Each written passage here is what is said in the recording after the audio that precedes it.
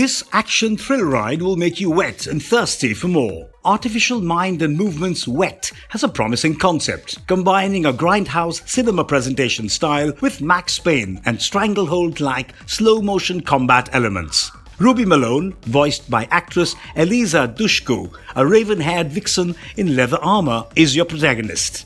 She can flip, slide and swing around combat arenas with dual guns, and she can discharge bullets as fast as she can hurl swear words. Wet is a third-person shooter action video game for the PlayStation 3 and Xbox 360 video game consoles, developed by Artificial Mind and Movement and published by Bethesda Softworks. It was released back in 2009 and is a violent, crude and often insane title, which fits in neatly with its aesthetics and tone.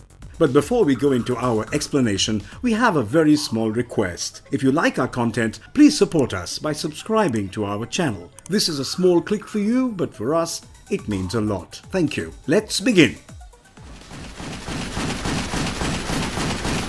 fuck's sake, cover me! Time to go! Watch out, boys, cause this vixen is out for blood. Exploring Wet. Wet follows Rubi Malone, a problem solver.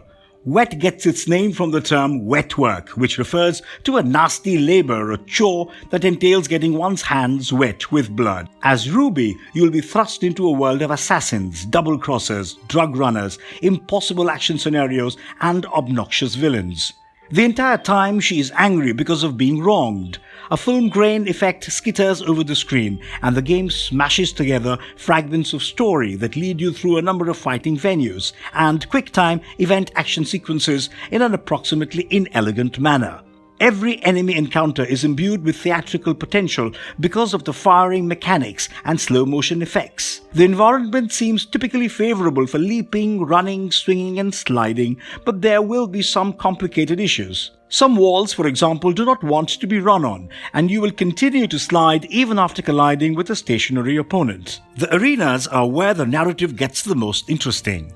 Ruby comes across these contained locations several times throughout each level and is confined there until she kills everyone and disables all opponent spawn stations. The environs are filled with things that make use of Ruby's acrobatic prowess, and the arenas are deliberately created with intense devastation in mind. Arenas are not only the ideal place to see Ruby's lethal abilities, but they are also a terrific opportunity to rack up skill points. Every enemy you kill earns you skill points throughout the game. Acrobatic kills get you extra points, and multiple kills win you a multiplier that increases your point reward even more. Ruby always has 2 weapons within reach, and you can choose from pistols, shotguns, submachine guns or crossbows, and nothing needs to be reloaded.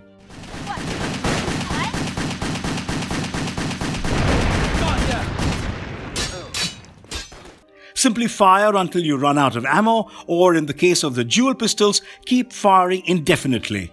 If you're close enough, bring out the katana for a nasty execution, old school melee style. The soundtrack, which includes a handful of grungy surf rock tracks, come on at regular intervals, cranking up the action and getting you ready to kill some more.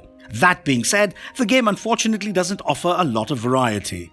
As a single-player narrative is completed, new acrobatic moves and weapon damage and firing rates can be unlocked. But nothing changes the way combat works, but simply adds a few interesting extra gimmicks. After learning the basics of the combat mechanism, there's little reason to stick around unless you're pulled to the title's pulp sensibilities and want to see the story through. You can replay each level to try to beat a target point score or take on the obstacle course challenges once you finish the story, albeit the latter exposes some of the game's weaker components. Wet isn't particularly attractive, and a lingering discomfort can occasionally disrupt the acrobatic platforming. Fortunately, you'll be too preoccupied with the action to notice. Combat is endlessly amusing because of the combination of auto-target, free aim and slow motion, plus the lively soundtrack and terrific pace of the narrative gives the game a delightful sense of momentum. Wet is nevertheless a giddy, amusing adventure despite the brutality of the action.